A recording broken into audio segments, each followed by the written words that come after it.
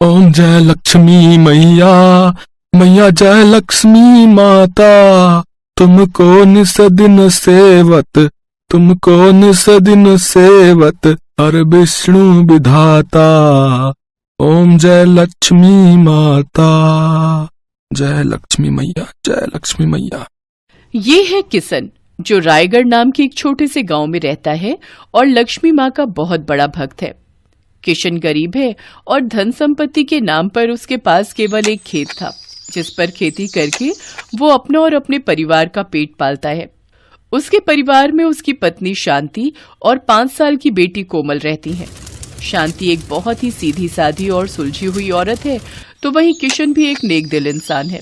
इसलिए वो दोनों कभी किसी की मदद करने से पीछे नहीं हटते थे। वो दोनों पति पत्नी हर रोज लक्ष्मी माँ की पूजा करते थे, साथ ही पूरी मेहनत और लगन से अपना काम करते थे। उन दोनों के पड़ोस में रघु नाम का एक आदमी रहता था। वो भी खेतीबाड़ी का ही काम करता था। रघु और किशन दोनों अच्छे दोस्त थे, लेकिन दोनों में जमीन आसमान का फर्क था। जहां किशन एक ईमानदार और मेहनती किसान था, तो वहीं रघु बड़ा ही मक्कार और आलसी किस्म का आदमी था। वो अक्सर कोई न कोई बहाना बनाकर अपना काम किशन पर ही डाल देता था और खुद सारा दिन घर पर पड़े पड़े सोया रहता था। एक दिन ऐसे ही किशन खेत पर चला जाता है और अपनी सारी फसल काट कर बोरों में भर लेता है और उसी दिन बाजार में बेच भी आता है। शाम को जब किशन अपनी फसल बेचकर आता है तो रघु अभी भी घर पर ही था। किशन रघु से मिलने जाता है। क्या बात है रघु, तू आज खेत पर नहीं गया? तुझे पता है तेरी सारी फसल खराब हो रही है। अरे यार, आज ना मेरे हाथों में बहुत दर्द हो रहा है। अभी अभी डॉक्टर से दवाई लेकर आया हूँ, समझ नहीं आ रहा कैसे फसल काटूं। सुन, तेरे खेत का तो काम हो गया ना, एक काम कर, तू मेरी थोड़ी बहुत फसल काट दे, बड़ी मेहरबानी होगी। ठीक है, मैं काट देता हूँ, तू आराम कर। रघु को तो काम से बचने का बहाना चाहिए था, पर किशन तो अपनी दोस्ती निभा रहा था। वो अपने दोस्त रघु की मदद करता है, पर देर होने के कारण अधिकतर हिस्सा फसल का खराब हो चुका था। रघु, तेरे देर करने के कारण आज देख तेरी कितनी फसल खराब हो गई। बस ये थोड़ी सी ही फसल बची है, अब इसे बेचा। यार एक काम कर, तू बेचा, मुझे घर पर बहुत सारा काम है, पैसे जो भी मिले दे दियो। ठीक है, मैं बेच आता हूँ। किशन का स्वभाव बहुत ही मददगार था। वो रघु की बातों में आ जाता है। अब तो अक्सर ही रघु खेत के सारे काम किशन से करवाता। फसल उगाना, उसको बेचना। किशन अपने खेत के साथ साथ रघु के खेत भी देखने लगा। किशन अपने साथ साथ रघु का भी काम करता और रघु हर बार बहाना करके आराम से घर पर खटिया तोड़ता। पर एक रात किशन छत की सीढ़ियां उतर रहा था तो उसका पैर फिसल गया और वो सीढ़ियों से नीचे गिर गया। उसकी कमर में चोट आ गई, वो उठ भी नहीं पा रहा था। डॉक्टर ने किशन को आराम करने की सलाह दी, पर किशन चिंता में था। शांति, अब क्या होगा? मटर की फसल पककर तैयार होने वाली है। मैं खेत पर नहीं गया तो फसल खराब हो जाएगी, बहुत नुकसान हो जाएगा। शांति, तुम चिंता क्यों करते हो? तुम अपने दोस्त रघु की कितनी मदद करते हो। अपने खेतों के साथ साथ तुमने रघु भैया के खेतों को भी संभाला है। तुम रघु भैया को बोल दो कि वो मटर की फसल काट देंगे। हाँ, तुम ठीक कह रही हो शांति, आखिर मुसीबत में मेरा दोस्त ही तो मेरे काम आएगा। किशन ने रघु से जब मदद मांगी, रघु ने साफ इनकार कर दिया। अरे यार किशन, तू तो जानता ही है, मेरे को तो वैसे भी ज्यादा काम करने की आदत नहीं है। मैं अपने खेतों में बड़ी मुश्किल से काम कर रहा हूँ। मेरी भी फसल तैयार हो गई है, अब मैं अपनी फसल काटूं या तेरी? भाई तू कोई और इंतजाम कर ले, मेरे बस का नहीं है। अच्छा, मैं चलता हूं, मुझे खेत पर जाना है। रघु, मैंने भी तो तेरे लिए हमेशा काम किया है, आज तू मुझे साफ मना कर रहा है? हम दोनों तो दोस्त है ना। हाँ, तो मैं कब मना कर रहा हूँ, दोस्त तो है, पर तू देखना मैं कितना करूं, तू भी कुछ समझ। वैसे तुझे कोई जरूरत हो तो मुझे बुला लियो, पर काम के लिए बिल्कुल मत बोलियो। काम मेरे बस का नहीं है, मुझे काम के नाम पर बुखार आ जाता है। मेरे पास फालतू बातों का टाइम नहीं है, मैं जा रहा हूँ। किशन हैरान रह गया। जिस दोस्त के लिए वो हमेशा हाजिर रहता था, आज वही दोस्त मतलबी बन गया, मुसीबत में काम नहीं आया। किशन की आंखों में आंसू आ जाते हैं। उसका साथ देने वाला कोई भी नहीं था। एक दिन किशन हिम्मत करके शांति के साथ किसी तरह खेत पर पहुंचा तो वो हैरान रह गया। उसकी मटर की सारी फसल सड़कर खराब हो गई थी। हे भगवान, मैंने कभी किसी का बुरा नहीं किया, मेरे साथ ही ऐसा क्यों हुआ? मैंने तो मुसीबत के समय अपने दोस्त की हमेशा मदद की थी। आज अगर वो मेरा साथ देता तो मेरी मटर की फसल बच जाती। शांति, अब क्या करेंगे? फसल खराब हो गई है, सब कुछ खत्म हो गया। शांति, लक्ष्मी मैया हमसे रूठ गई। लक्ष्मी मैया, आप तो अन्न धन की देवी हो, मेरी मदद करो मैया। आप सही कह रहे हो। आपने हमेशा रघु भैया की मदद की और उन्होंने मुसीबत में आपकी मदद नहीं की, पर आप भगवान पर भरोसा रखो, सब ठीक हो जाएगा। किशन बहुत रोता है। उसी समय आकाश मार्ग से भगवान विष्णु और देवी लक्ष्मी गुजर रहे थे। माता लक्ष्मी ने देखा कोई दुखी भक्त उन्हें याद कर रहा है। उनकी नजर किशन पर पड़ी। देवी, आपका भक्त आपको याद कर रहा है और आप तो अन्न धन के भंडार भरने वाली हैं। अपने भक्त की सहायता कीजिए देवी। स्वामी, जब भी कोई भक्त मुझे सच्चे हृदय से याद करता है तो मैं उसकी सहायता अवश्य करती हूँ।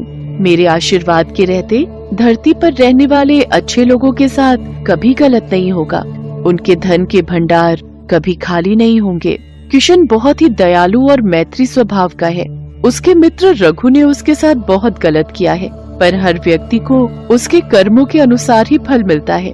किशन ने हमेशा अच्छे कर्म किए हैं, इसलिए उसके साथ अच्छा ही होगा।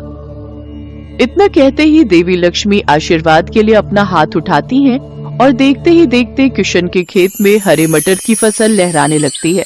उसका पूरा खेत हरी हरी मटर से भर गया था। ये देखकर किशन और शांति दोनों हैरान रह जाते हैं। शांति, ये सब क्या है? अभी कुछ देर पहले तो मेरे खेत की फसल खराब हो गई थी, पर अब ये सब देवी लक्ष्मी की कृपा से ही हुआ है। आपने उनको याद किया और उन्होंने हमारी मदद कर दी। अब आप और मैं मिलकर धीरे धीरे सारी फसल काट लेते हैं। मेरी लक्ष्मी माँ बहुत दयालु है। मैं न कहता था, वो कभी न कभी हमारी मदद जरूर करेंगी। किशन और शांति देवी लक्ष्मी का ध्यान करके उन्हें धन्यवाद कहते हैं। उधर रघु की सारी फसल खराब हो गई थी क्योंकि उसने आलस किया और अपनी फसल को नहीं काटा। पहले किशन उसकी फसल काटने में मदद कर देता था, इसलिए उसकी कमाई हो जाती थी। पर आज उसके पास पैसों की कमी हो गई थी। पर किशन को समझ आ गया था कि रघु स्वार्थी है, इसलिए उसने उससे मित्रता तोड़ दी। रघु को सबक मिल गया। उसने अपना बहुत ही अच्छा मित्र खो दिया। इस कहानी से हमें यही शिक्षा मिलती है कि सच्चा मित्र वही होता है जो मुसीबत में काम आता है।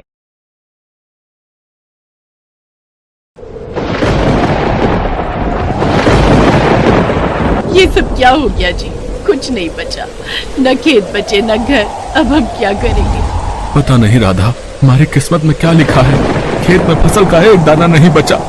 खेत, घर में रखी सारी उपज और बीज भी बह गए। पता नहीं अब कैसे गुजारा होगा हमारा। रामपुर गांव के हर घर की फिलहाल यही कहानी थी। 4 दिनों तक लगातार बारिश ने सब कुछ बर्बाद कर दिया। पूरे इलाके में बाढ़ आई हुई। राम के खेत में खड़ी फसल भी बाढ़ में बह गई। हर तरफ तबाही का मंजर था। किसी को कुछ समझ नहीं आ रहा था कि अब वो क्या खाएंगे और कैसे जिएंगे। अन्न के बिना पूरा दिन बीत गया। फिर पूरे 2 दिन बाद पानी जब कुछ कम हुआ तो सरकार के कुछ लोग थोड़ा थोड़ा अनाज गांव के सभी परिवारों को दे गए। राधा ने उसी अनाज से एक पतीले में खिचड़ी बनाई और फिर जैसे ही राम और राधा उस खिचड़ी को खाने बैठे, ठीक उसी वक्त, बेटा, कोई है क्या? 2 दिनों से भूखा हूँ बेटा, कुछ खाने को मिलेगा क्या? बाबा, आप कहाँ से आए? बेटा, मैं तो 3-4 दिन पहले बस यहाँ से गुजर रहा था, तभी जोर की बारिश शुरू हो गई। बारिश से बचने के लिए मैं पास वाले मंदिर में रुक गया, लेकिन बारिश बढ़ती ही चली गई और मैं वहीं पर फंस गया। अब पानी कम हुआ तो बाहर निकल पाया। अब वो मैं बोल रहा था कि कुछ खाने को है क्या बेटा? एक तो वैसे ही अनाज कम है, इतनी सी खिचड़ी बनी है बस, इसमें से अब बाबा को कैसे खिलाएं? कोई बात नहीं, भगवान सब व्यवस्था करेगा। बाबा, आप अंदर आइए। बेटा, अगर कोई बात है तो जाने दो, मैं कहीं और जाकर। ना बाबा, कोई बात नहीं, ये मेरी पत्नी राधा है, इसने खिचड़ी बनाई है, तो बस ये कह रही है कि आपको खिलाने के लिए हमारे पास अच्छा भोजन भी नहीं है। अरे कोई बात नहीं बच्चों, भूखे के लिए तो खिचड़ी भी पालक पनीर के समान है। ऐसी बात है तो आपका स्वागत है। आइए बाबा, जो हम खाएंगे वही आप भी खा लीजिए। राधा और राम के पास इतनी भी खिचड़ी नहीं थी कि वो दोनों भी पेट भरकर खा पाए। ऊपर से साधु बाबा के आने से तीनों मुश्किल से खिचड़ी के 3-4 निवाले ही खा पाए। खाना खाने के बाद राधा बर्तन धोने के लिए अंदर चली गई और राम साधु के हाथ धुलवाने के लिए पानी लेने अंदर आ गया। फिर जब राम पानी लेकर वापस आया तो साधु बाबा उसे कहीं नहीं दिखे। अरे, लगता है बाबा चले गए। लेकिन वो क्या है? राम की नजर उस जगह पर थी जहां वो साधु बाबा कुछ देर पहले बैठकर खिचड़ी खा रहे थे। अब साधु बाबा तो वहां पर नहीं थे, लेकिन उनकी जगह वहां पर एक अंगूठी रखी हुई थी जो काफी ज्यादा चमक रही थी। राधा, राधा, जल्दी आओ, ये देखो, वो साधु बाबा अपनी अंगूठी यहीं भूल गए। हैं? अंगूठी भूल गए? अंगूठी भला कौन भूलता है? शायद उन्होंने हाथ धोने के लिए अंगूठी निकाली हो और फिर पहनना भूल गए हो। तुम रुको, मैं देखकर आता हूँ, वो अभी ज्यादा दूर नहीं गए होंगे। राम ने साधु की तलाश में पूरा गांव छान मारा, लेकिन उसे वो साधु बाबा कहीं नजर नहीं आए। थक हार कर वो अपने घर वापस आ गया। राधा और राम ने फिर उस अंगूठी को साधु बाबा का उपहार समझकर अपने घर में भगवान की मूर्ति के सामने रख दिया। उधर बाढ़ का पानी भी अब पूरी तरह से उतर गया था, लेकिन पूरे गांव के सामने अब चुनौती ये थी कि खेतों में क्या और कैसे उगाया जाए, क्योंकि पूरे गांव में किसी के पास भी न बीज बचे थे और न ही उन्हें खरीदने के लिए पैसे। गांव में भूखमरी की नौबत आ चुकी थी। फिर एक दिन क्या हुआ? थक गए क्या? हाँ, पूरा दिन भटकता रहा, लेकिन पूरे गांव में किसी के पास एक भी बीज नहीं बचा है। सब कुछ बाढ़ में बह गया और तुम्हारे खाने के लिए भी कुछ इंतजाम नहीं हो पाया है। मुझे भूख नहीं लगी है, अब आप मेरी फिक्र मत करो। 2 दिन से कुछ नहीं खाया है तुमने और कहती हो कि भूख नहीं लगी है। हे भगवान, ये कैसे दिन देखने पड़ रहे हैं मुझे। मैं अपने पति को खिचड़ी तक बनाकर नहीं खिला सकती। खिचड़ी की बात सुनते ही राम का दिमाग ठनका और उसने तपाक से पूछा, क्या कहा तुमने राधा? यही कि अब हमारी किस्मत में खिचड़ी भी नहीं है। हाँ, मुझे अभी याद आया। याद करो, उस दिन हमारे घर एक साधु बाबा आए थे और वो अपनी अंगूठी यहीं पर छोड़ गए थे। हो सकता है कि वो हमारे हालात देखकर जानबूझकर उसे यहाँ छोड़ गए हो। जल्दी करो, वो अंगूठी लेकर आओ, हम उसे बेचकर कुछ और दिन खाना खा सकते हैं। पर वो तो बाबा की अमानत है ना? जो भी हो राधा, अपने जीते जी मैं तुम्हें भूखा नहीं देख सकता। राम के कहने पर राधा उस अंगूठी को ले आई। राम ने उस अंगूठी को ध्यान से देखा और फिर उसका चेहरा उतर गया। क्या हुआ जी? अरे राधा, ये तो पीतल की अंगूठी है, इसका क्या मोल मिलेगा? कुछ भी नहीं। राम उस अंगूठी को जमीन पर गुस्से से फेंकने ही वाला था कि तभी उसे कुछ नजर आया और फिर वो अंगूठी को ध्यान से देखने लगा। राधा देखो जरा, इस अंगूठी का नग कुछ अजीब नहीं लग रहा? हाँ जी, ये तो एक बीज जैसा लग रहा है। राधा सही थी। असल में वो एक टमाटर का बीज था जिसे राम ने बड़े ध्यान से अंगूठी से अलग किया। पर कोई अपनी अंगूठी में नग की जगह टमाटर का बीज क्यों लगाकर घूमेगा? यही तो सवाल है राधा। जरा सोचो, जब हमारे घर में कुछ खाने को नहीं था तभी एक साधु हमारे पास आते हैं और ये बीज यहाँ छोड़कर चले जाते हैं। कुछ तो बात है राधा। दोनों ने उस बीज को नमन किया और फिर पूरी श्रद्धा के साथ उसे अपने घर के एक गमले में गाड़ दिया। राधा और राम को लगा कि कुछ दिन बाद उस बीज में से टमाटर का पौधा निकल आएगा, जिनसे वो कुछ वक्त बाद कुछ और बीज बना पाएंगे। और इसी सोच के साथ वो दोनों वहां से चले गए। उन्हें इस बात का बिल्कुल अंदाजा नहीं था कि उनके साथ क्या चमत्कार होने वाला था। अगले दिन जब राम और राधा सोकर उठे तो ये देखकर चौंक गए कि जिस गमले में बस एक दिन पहले ही उन्होंने टमाटर का बीज बोया था, वहां अब एक मजबूत पौधा खड़ा था। सिर्फ इतना ही नहीं, इस पर कई सारे लाल लाल टमाटर भी उगाए थे। हे भगवान, ये कैसे संभव है? इतनी जल्दी भूल गए? ये उन साधु बाबा का चमत्कार है जी, और मेरी बनाई खिचड़ी का फल, जो इतने सारे टमाटरों के रूप में हमारे सामने है। उस पौधे को साधु बाबा का आशीर्वाद और भगवान का चमत्कार मानकर राम और राधा ने अपने हाथ जोड़ लिए। राम ने उस पौधे से निकले टमाटरों से एक टमाटर तोड़ा और उसमें से ढेर सारे बीज निकालकर अपने खेत में बो दिए, जबकि राधा ने बाकी टमाटरों की बढ़िया चटनी बनाई।